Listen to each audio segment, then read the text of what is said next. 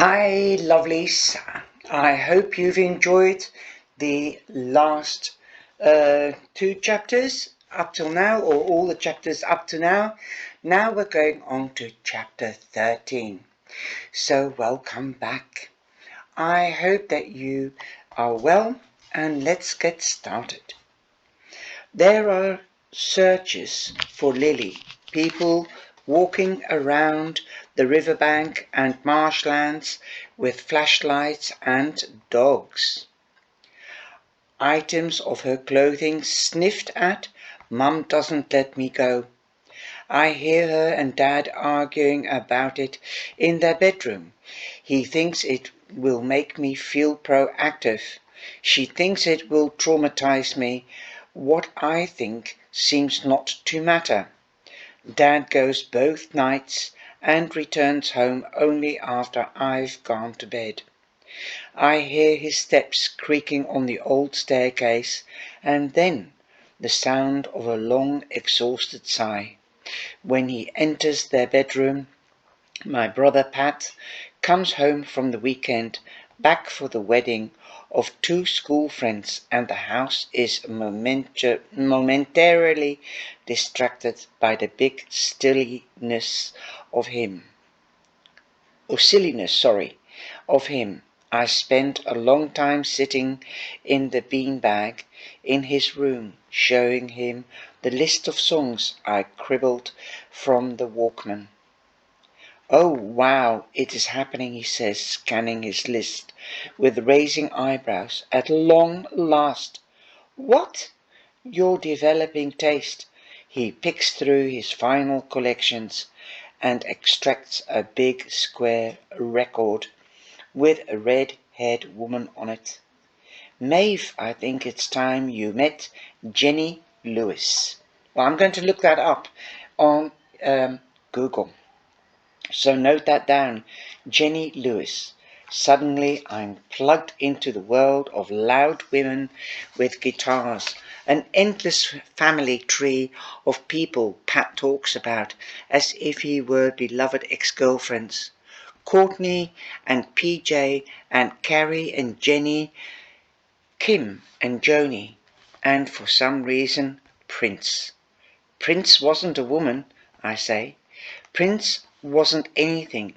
Prince was just Prince. Every album and song that Pat passes on to me makes me think of Rue. I want to tell Pat about him, but I can't get the words out right. I don't say anything instead. I just lap up the music Pat gives me, eager to memorize his options so I can possibly repeat them to Rue.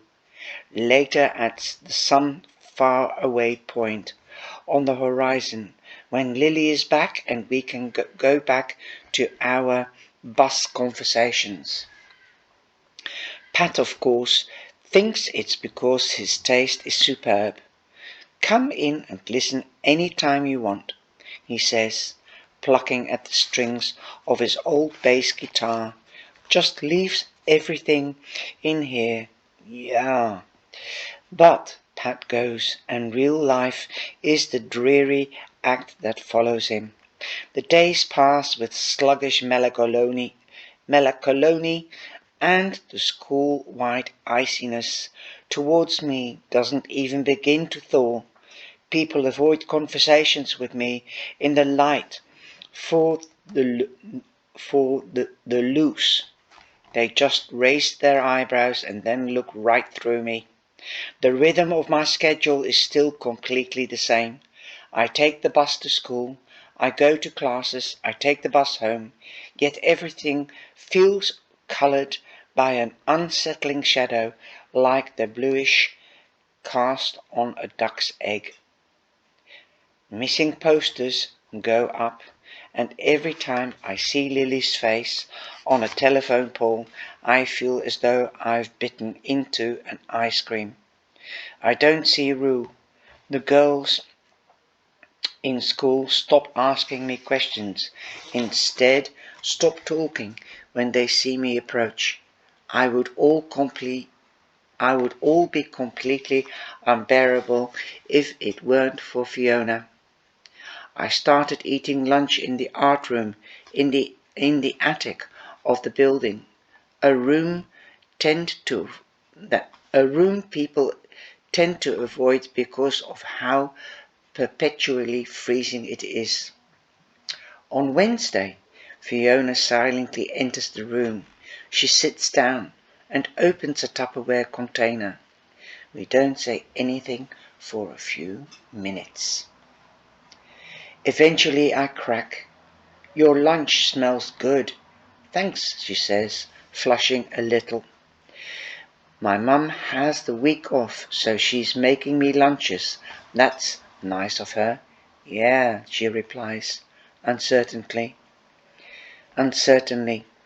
Except I brought in a goat stew yesterday.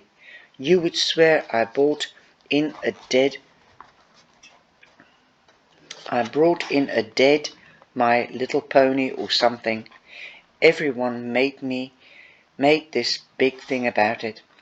She sounds exhausted. I don't blame her. You can buy goat here. Oh yeah? My mum gets it from the Jamaican shop in town. There's a Jamaican shop in town? Fiona gives me a weary smile. There are a lot of shops white people don't know about. Fiona's first name is Irish. Her second name is English. Her skin is brown and her patience for other people's bullshit is limited. I've always admired the way she can gently cut people down by being ignorant, but is also intimidating, and she intimidates the hell out of me. Well, it seems great. I say I wish my mum made me lunch. She offers me some. It's delicious. We have different classes scheduled, but we fall into the pattern of eating lunch together in the art room. I roll pieces of modeling clay between my fingers while she uses different highlighters to color her shoelaces, making a striped tricolor of pink, yellow and blue. I am grateful to her for not abandoning me like everyone else has, even though I'm not sure what she gets out of the arrangement. She's pretty talented and fun. And me? I'm the girl who used to have tarot cards and who killed her best friend. Hey, she says, threatening her new rainbow laces back through her white Converse. It's a teacher's training day tomorrow. We're off at 1. Oh yeah? Cool. Do you want to go into town? Fiona asks, her voice casually. The question cuts like a beam, a light through a grey fog. Fiona wants to be proper friends, after school friends. Town friends. I blink at her in vague disbelief. Look, I'm not a totally cretin. It's not as if I don't get invited to parties or trips to school, but I'm almost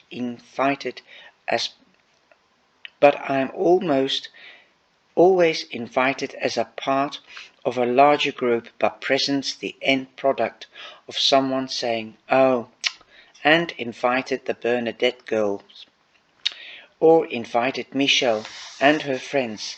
I don't know when the last time was that someone wanted to hang out with me. Just me. Yes, you do, Maeve. It was Lily, and it was over a year ago. Clearly, I'm taking too long to respond, so Fiona rushes in, full of anxious qualifiers. It's just that there is auditions for Othello in a couple of weeks. And I think I'm just going to check how many pages because I'm running out of film perhaps. Okay, it's going to be fine. Okay, I'm just telling you that so that you know what the rustling of paper is. In a couple of weeks, and I really think I Could do Desdemona, but I really need someone to practice lines with, to do Othello's bit. So don't worry if you're busy or whatever, I can ask someone. I can't help but crack a smile. This is a really long-winded way of saying you want to get off with me. Oh my God, don't be such a Philistine. It's grand.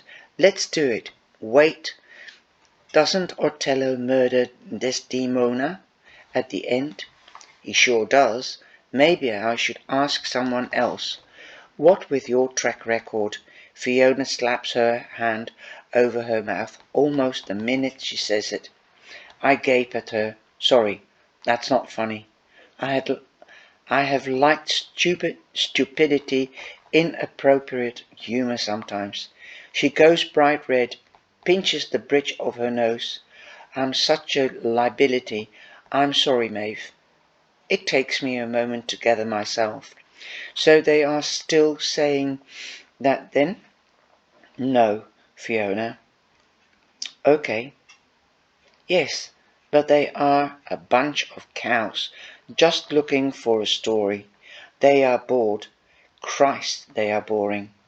I chew at the dry skin under my thumbnail, not sure what to say. Fiona starts apologizing again, clearly upset. This is what Mum always gives out to me about. No filter. Jesus. Look, it's fine. We can forget about tomorrow. Fiona, calm down. It's okay, I say, smiling at last. I'm finally beginning to understand, I think, why she wants to be my friend. I've been too in awe of her prettiness and her poise to notice our similarities, namely that we both have foot-in-mouth syndrome. I love it. That's me. I've got that when I was younger. Even now, sometimes. I have to really be careful what I say and how I say it. And that's why I started reading with regards to my whiplash, because your senses are damaged. And I hope I'm reading nice and with the right intuition. And I'm learning from this, and I hope you are from this as well, with pesting from school. Treat people the way you would like to be treated. Okay, let's carry on. I sometimes will stop and talk about the lessons and the things in the story, but I think we can learn a lot from this story. Let's get into town tomorrow. The next day I meet Fiona in the car park, and I'm glad, so glad, that I'm remembered to bring a change of clothes with me. She's abandoned her uniform in favour of grey jeans, an emerald green leotard designed to look like a mermaid's tail, and an oversized biker jacket with wide sleeves and deep zippy pockets. It's clear to me now how she snagged an older boyfriend. She looks about 20. Meanwhile, I am in a stripy jumper from Next, a pair of leggings. I keep having to pick dog hair off. It's painful enough standing next to her in my street clothes, but I don't think I could manage it if I was in my uniform. We walk down the hill and into the city, streams of girls descending with us, in pairs and trios. For the first time since my tarot reading with Lily, I feel a pink bubble of joy expand in my throat. Let's do something dumb, I say, swinging my giddy body off a lamppost, like trying on a wedding dresses. Wedding dresses, she laughs. Who would let us into a wedding dress shop? They are all appointment only. Not if we go where they sell the crappy wedding dresses. Fiona's eyes sparkle with possibility. Go on, let's go to the basement. Perhaps at one point in its long history basement was really just a basement. At this moment it is time. It is 4-floor building and is home to some of the most questionable clothing choices you can imagine. Polyester evening gowns, 8-inch clear heels, neon rave wear, Halloween costumes that attempt to avoid copyright infringement by calling themselves Bat Gentleman and Wonderful Woman. No one quite sure how they make rent, but once I was looking through a rack of second-hand army coats and a tile fell out of the ceiling. I love that job, Fiona says excitedly. I'm convinced Mum to take me in there one time, and she dragged me out by the ear when she saw all the bongs for sale. You know what bongs are, I hope? If not, have a look on Google. They have a whole section of crazy evening wear and gross wedding dresses. Let's go and try on. We can run your lines for Othello after. I've only actually been in the basement once, back when Abby was getting married, and someone had told her they found an original Vera Wang in there. They were. It's turns out messing her with her. We stopped to admire the window display before going in. There's a female mannequin in a gas mask, wearing a neon tutu, walking a male mannequin on the lead. The male mannequin is wearing a leather harness. Oh my God, Fiona says, trying not to laugh. I do like the variety in this book, the fun as well. Is this a sex shop? I think they just like to push the envelope. Wow, they are pushing it all right, she says, looping her arm through mine and pulling me through the door. She is pushed. A man with green hair and huge holes in his earlobes nods at us as we stride to the back of the store. We find an old theatre trunk full of yellow lace and a sign that says Broken Dreams, 50% off. There is a shower curtain draped across one corner of a mannequin makeshift changing room. Fiona ends up in a puffy-sleeved 1980s monstrosity, the satin fabric slit to reveal her entire thigh. I'm in a giant meringue, the layers of taffeta icing my leg. We can't stop screaming at each other, collapsing in giggles every time we discover a new hideous feature. You look like you should carry a big brick phone, I say, so you can be an 80s power business bride. And you need, she examines me, a hat. You need one of those stupid hats that sit at the front of your head. I'm going to ask. She pushes past me and runs barefoot to the counter. I hear her voice, giddy and shrill. Hi! Sorry, excuse me, do you have any hat? Uh, um, sounds worried, defensive. I stick my head out of the shower curtain, anxious to go to the front of the shop in my stupid dress. A group of men are talking to the green-haired boy. They are about the same age, but the way the men are dressed makes them seem decades older, or not older, but from an older time. They are in navy blue suits and have a sort of 1960s masculinity that makes me think they are going to say something from Mad Men. A show I have not watched, but feel I understand the vibe of it. Two of them stop to leer briefly at Fiona. One young-looking man, good guy, is short, blonde-haired, is speaking to the green-haired boy.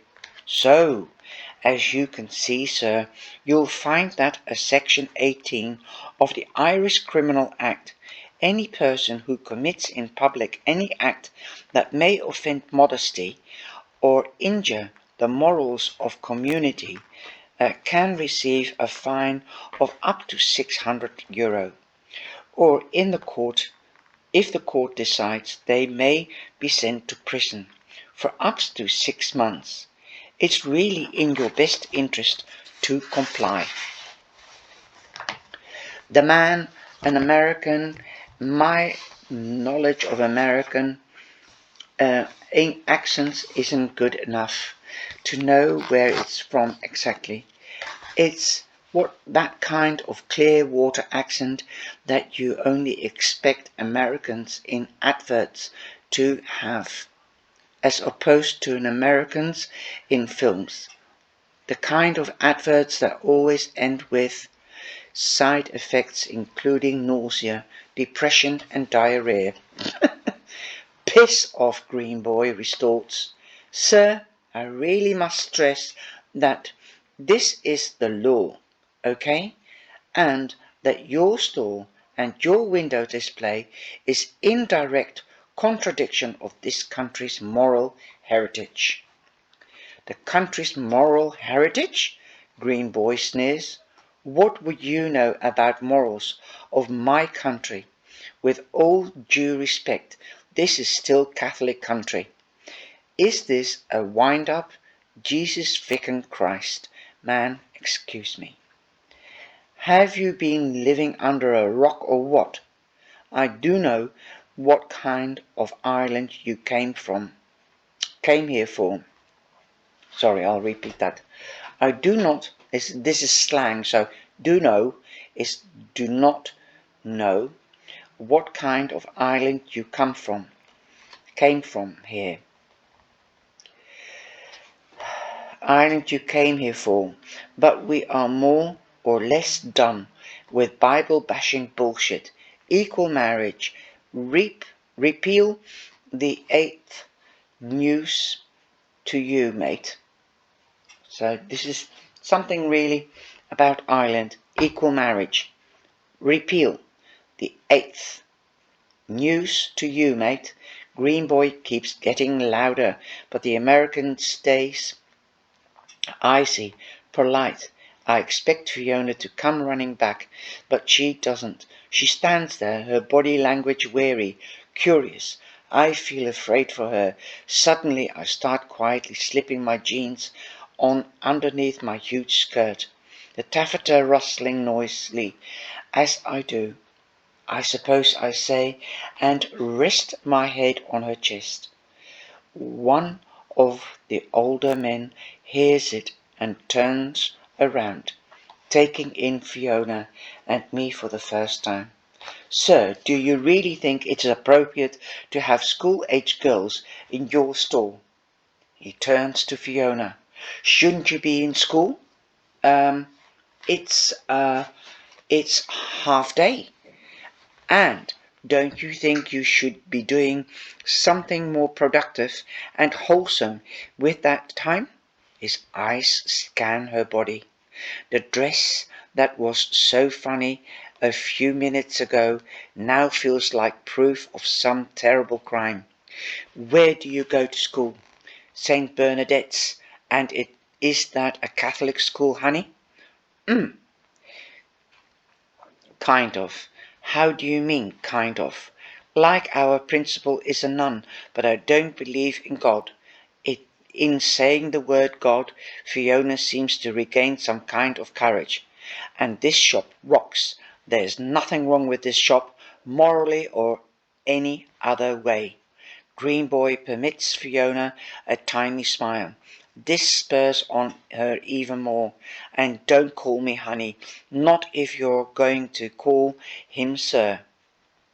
He smiles at her, his lip curving, tightly inwards. "Of course," he says, then turns his attention to Green Boy. "If you are not going to listen to me, I'm afraid I'll have no choice." "No choice?" he spits back. "What are you going to do?"